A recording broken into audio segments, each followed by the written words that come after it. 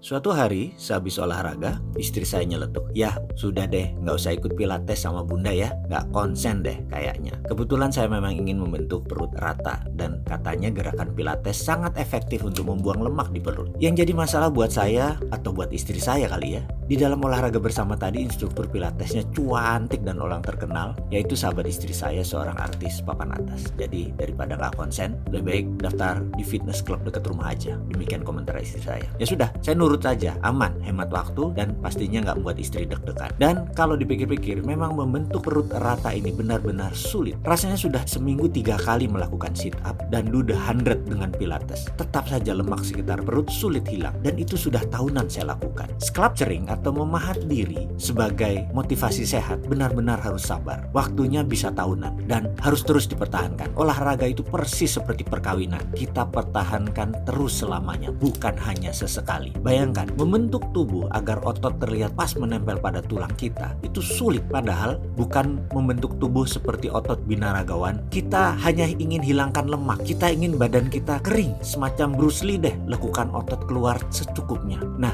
apalagi membentuk pikiran. Gak gampang loh membentuk pikiran. Bagaimana olahraganya? Benar, selain tubuh, ada satu hal yang juga harus dibentuk dengan indah, yaitu pikiran. Untuk membentuknya, kita lebih lama daripada memahat tubuh karena wujudnya tidak terlihat langsung, tapi terasa. Bagaimana membentuk pikiran yang selalu indah, selalu positif? Bagaimana membentuk pikiran selalu riang? Bagaimana mendapatkan rezeki selalu mudah? Tanamkan pikiran dalam benak Anda bahwa Anda adalah sebuah mahakarya. Itu yang dimulai. Oke, kita mulai dengan apa? Tanamkan dalam pikiran bahwa Anda adalah sebuah mahakarya. Anda pasti tahu kota Florence di Italia terdapat sebuah museum istimewa yang sengaja dibangun bagi sebuah patung David yang diciptakan oleh Michelangelo beberapa ratus tahun yang lalu. Patung itu barangkali termasuk sebuah karya patung paling indah di dunia. Banyak pengunjung yang berkomentar ketika berada di sana secara fisik di dalam ruangan bersama patung tersebut bahwa ini adalah sebuah pengalaman yang tidak akan pernah terlupakan. Cerita tentang pembuatan patung David sangat menarik dan mengandung pelajaran berharga. Dulu, Michelangelo diminta secara khusus oleh keluarga Medicis untuk menciptakan sebuah patung yang akan diletakkan di alun-alun kota Florence. Keluarga Medicis merupakan salah satu keluarga kaya raya dan terpandang di Italia pada zaman tersebut. Sebuah pesanan khusus dari keluarga Medicis bukan berarti sebuah tugas sederhana, tapi sebuah kehormatan besar. Pesanan seperti itu juga sebuah tugas yang tidak dapat ditolak oleh siapapun. Selama 2 tahun penuh, Michelangelo mencari sebongkah batu yang dapat dia pergunakan untuk menciptakan sebuah mahakarya bagi keluarga Medicis. Akhirnya di pinggir sebuah jalan di Florence, separuh tertutup semak belukar dan tertimbun lumpur, dia menemukan batu yang dia inginkan. Sebongkah batu pualam besar di atas sebuah titian kayu. Batu tersebut bertahun-tahun sebelumnya telah diangkut dari pegunungan, tapi tidak pernah dipergunakan orang. Michelangelo telah melalui jalan itu berkali-kali, tetapi kali ini dia berhenti dan menatap batu tersebut lebih dekat lagi. Ketika dia maju mundur mengamati bongkah pualam tersebut, dengan jelas dia mendapatkan bayangan patung David dan melihatnya di dalam batu tersebut secara utuh, secara keseluruhan. Sang seniman pun dengan segera membawa bongkahan pualam tersebut ke studionya yang cukup jauh dari tempat batu tersebut. Dia kemudian memulai pekerjaan yang panjang dan berat, yaitu memalu dan memahat. Diperlukan 2 tahun penuh baginya untuk bekerja menciptakan gambaran kasar batu tersebut. Dia kemudian menyisihkan palu dan pahatnya dan menghabiskan 2 tahun lagi memoles dan menghaluskan sampai patung itu benar-benar siap. Pada saat itu Michelangelo adalah pematung terkenal. Kabar bahwa dia sedang mengerjakan sebuah pesanan khusus dari keluarga Medicis telah menyebar seantero Italia.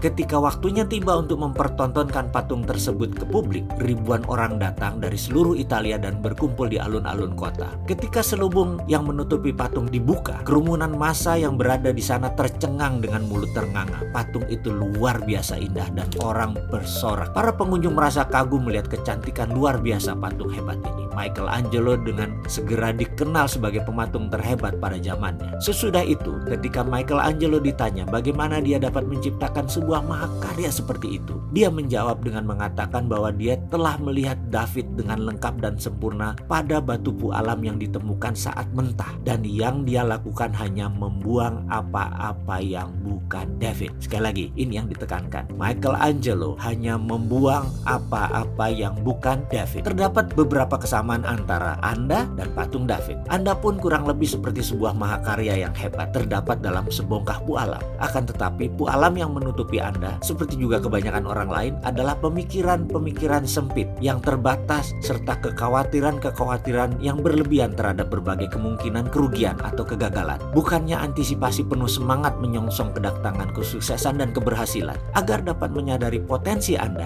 yang mendesak dan perlu kita lakukan adalah menjebol pemikiran terbatas tersebut. Kita dengan memimpikan impian yang besar dan membayangkan berbagai kemungkinan yang tak terbatas. Namun ingatlah, bahkan setelah David dibebaskan dari batu pualam, Michelangelo masih membutuhkan 2 tahun penuh untuk memoles dan menghaluskannya demi menjadikan sebuah mahakarya. Demikian juga kita yang harus terus-menerus melakukan pemolesan, penghalusan, belajar, berlatih selama berhari-hari, berminggu-minggu, berbulan-bulan, bahkan bertahun-tahun demi mengembangkan dan mengeluarkan semua bakat dan kebiasaan sukses yang terdapat jauh di dalam diri kita. Menyambung video di awal, tujuan membentuk perut rata bagi pria seperti saya yang berada di pertengahan usia 50-an merupakan hal yang sulit. Setidaknya begitulah menurut saya. Bahkan untuk memotivasi saya selalu mengatakan memasang target mirip dengan mereka yang seusia saya namun memiliki badan yang fit. Mereka itu adalah seperti Tom Cruise, Brad Pitt, Shah Rukh Khan. Mereka seumur dengan saya dan mereka idola saya. Aneh memang, menurut pendapat beberapa teman saya memasang